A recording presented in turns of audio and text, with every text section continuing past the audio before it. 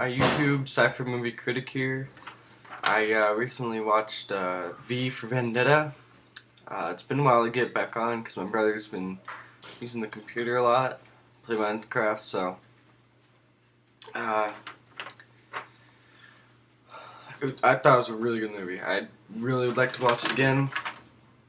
If I see it on DVD, I'd probably buy it, but the main actors were Natalie Portman, Hugo Weaving, and Stephen Ray. I think that's how it's pronounced. But it was 3 hours on the Sci-Fi Movie Channel, so with commercials. It was rated R for violence, language, and sexual content. And I think that can be anything from making out to, or just a basic kiss, sexual content. I don't know why, whenever they say it, I've never seen anything really bad, so, but that's what they say. So the description was, World War leads to a fascist government. A vigilante, known as V, uses terrorist tactics to fight the totalitarian state. So right in the opening scene, there's a lot of deep thought wording. It's a really cool effect and really makes you think. So there's a really good explosion in the beginning. I thought it was really well done, really cool. The first possible death is a bludgeoning. I'm not sure if he is dead or if he just gets knocked out, but I'm pretty sure he dies. And then there's 5 blade deaths, 1 shooting. It's a metal mask. You find that out pretty quick, so that's something to think about. It takes place, I think, in England or Britain. Girl befriends, and now I'm gonna go through the plot. Girl befriends terrorist. You find out he got burned in a fire because you see his hands get burned or are burned. And then there's a poison death. And then you learn that there's a prison fire. And then there's a corrupt bishop. And you see that he dies, but you don't know how. Or else I didn't see how. And then he always places a rose that is believed to be extinct on each dead body that he makes. And it's left at the crime scene. It's called a Scarlet Carson Rose. And then there's a poison death on an autopsy girl who studied botany and was going to help figure out why these flowers are appearing when they were thought to be dead. And the autopsy girl, the coroner, that's what it is, appeared in his past, and you find that out there. They go through his diary, or the lady's diary, the coroner's diary. You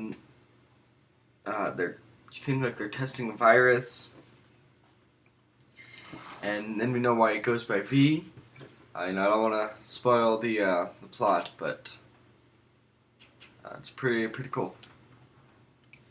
The infection in the past. And then, so there's an infection in the past, kills tons of people. And it's just a little book that I write everything in, so that's why I'm looking down sometimes. The policeman, and then the policeman comes up, or listens to this conspiracy theory, but I'm not sure if he thinks of it, or if someone else thought of it, and he plays along with it, or what, but keeps going to this one family, and you don't really get the significance, but they're watching TV, a big family, girl with really thick, big glasses. Then there's the photographer, or no, the girl, the reporter gets kidnapped.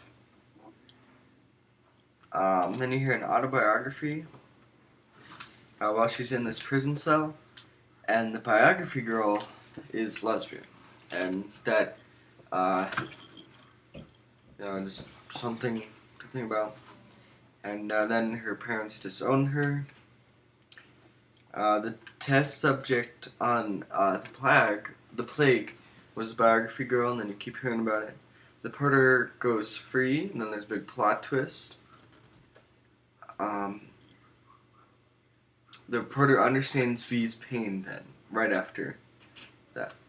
And then V threw a mask and cried because the reporter left, and he's just like, and the beginning of the fascism government is getting destroyed. And then you hear the story of the virus. The reporter's friend dies by the government. And then there's another death of a gunshot to the head, which is a major plot twist at the end here. And there's 2 blade deaths. And then there's a firing squad fires upon V. And there's 2 more blade deaths, and then there's a cool effect. The 4 more blade deaths, followed by another 7 blade deaths. Strangulation of bad guy. Then you see that V is wounded.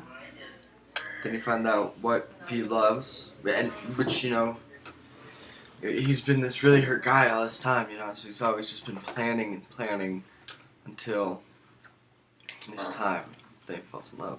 Then he dies right after he tells the one person he loves that he's in love. So. Then Rider's approach, awesome explosion. It wasn't too gory actually, and it felt pretty realistic. Like I hate when it's like overly gory or underly gory. Like I think the worst thing is like sometimes when you slit a neck, some blood would fly out, which I think is actually pretty accurate.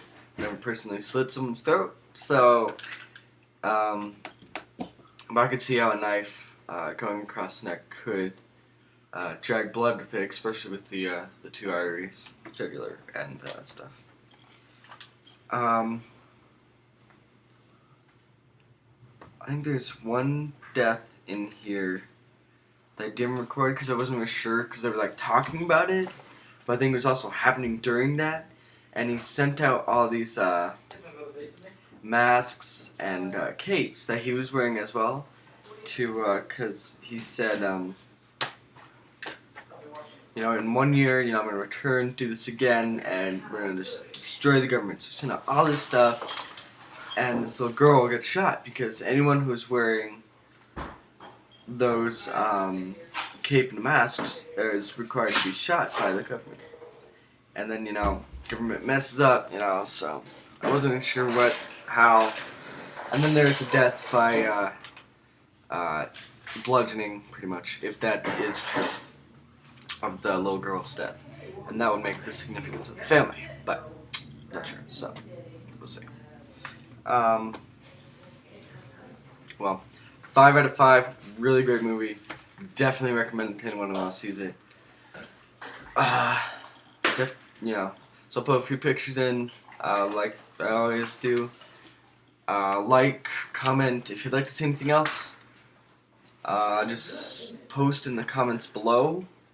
I'll read every single one. Thanks for watching.